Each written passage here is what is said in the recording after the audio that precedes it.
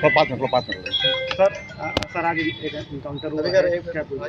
ये देखिए, एक हफ्ता पहले चकेरी में एक मुकदमा लिखा गया था, जिसमें एक व्यक्ति ने लिखा था, लड़के ने, कि जब वो अपनी माँ का इलाज करा रहा था उसी दौरान उसका किडनैपिंग हुई और उस पर हमला हुआ, जिस पे 307 जानलेवा हमला का था, वो मुकदमा लिखा गया था। हमारे एसीपी उसकी चकेरी विवेचना कर रहे थे। जब इसकी डिटेल में हम लोग गए तो इसमें पता चला कि एक बलराम राजपूत करके जो क्रिमिनल है, वो बेसिकली यहाँ का कानपुर का बड़ा नोटोरियस है, स्मैक का, गांजे का बहुत बड़ा एक तरीके से कारोबारी है और इसमें पहले भी गैंगस्टर का बाकी मुकदमे लिखे हैं। हम लोग ने इसकी पूरी डिटेल सर्विलांस की और जब पूरी टीम हमारी लगी, उसमें हमने चकेरी को भी लगाया था, कैंट को भी लगाया था, हमारे सोरेल बाजार जो सर्विलांस में क्राइम पे काम करते हैं इनको भी लगाया गया।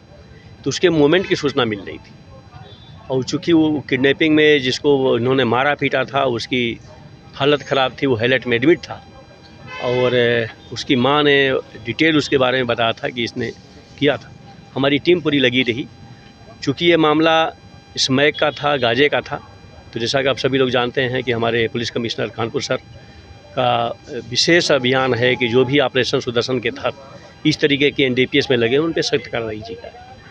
तो पुलिस कमिश्नर सर के निर्देश में और जो ऑपरेशन हमारा सुदर्शन है उसके तहत हमारी पूरी टीम लगी हुई थी। हमारी टीम को ये सूचना मिल रही थी कि मूवमेंट अभी भी कर रहा है यहाँ पे और ये सोरेल बाजार को भी इसकी डिटेल सूचना मिल रही थी। मेरे द्वारा इनको हिदायत दी गई थी कि चूँकि नोटोरियस हैं, इन पे आप अलर्ट रहना।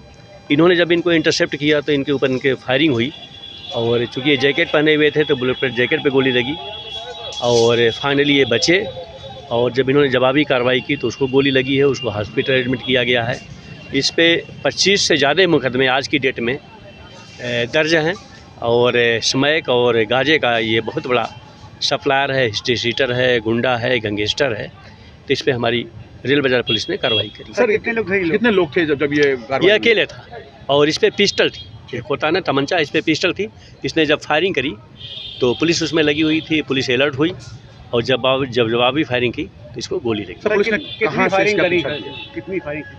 हम लोग एक हफ्ता पहले से लगे, जैसे ही चकेरी मुकदमा लिखा गया SC ST प्लस 364 प्लस 307 का और उसमें ये बात आई कि वही क्रिमिनल है जो स्मैक और चरस का सप्लायर है और उसी में इनमें गैंग में आपस में जब इनमें एक तरीके से डिस्प्यूट हुआ तो जो दूसरा था उसने मुकदमा लिखाया। तब से हम लोग लगे हुए थे, इनकी सर्विलांस की हमारी पूरी टीम लगी हुई थी।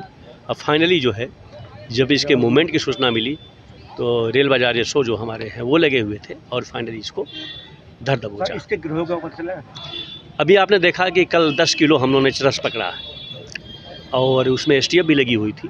तो हम लोग जो NDPS के या जो भी मतलब इस तरीके के नारकोटिक्स में लगे हुए हैं, हमारे पुलिस कमिश्नर कानपुर सर का एकदम स्पष्ट आदेश है कि ऑपरेशन सुदर्शन के तहत जो भी इस तरीके के क्रिमिनल हो उस पर सख्त कार्रवाई हो और उनको या तो जेल में भेजा जाए या फिर वो स्टेट छोड़ के। सर पुलिस के आपस में जो भीड़ हुई है जिसके बदमाश के साथ, कितने राउंड फायर हुए हैं कुछ इसके बारे में? अभी इसकी डिटेल हम पता कर रहे हैं, लेकिन एक मतलब एक अच्छी बात यह है कि हमारे SO को जो गोली लगी है बुलेट पे वो बचे हैं।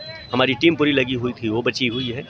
चूँकि ये नोटोरियस है, अच्छा क्रिमिनल है और इस पर करीब 25 से ज़्यादा मुकदमे हैं और कानपुर के सभी लोग जानते हैं कि एक तरीके से हार्डकोर क्रिमिनल है। तो रेल बाजार पुलिस के तरफ बहुत अच्छी कार्रवाई की गई है। इनाम था इसके ऊपर? 25,000 रुपये का इनाम था। Thank you.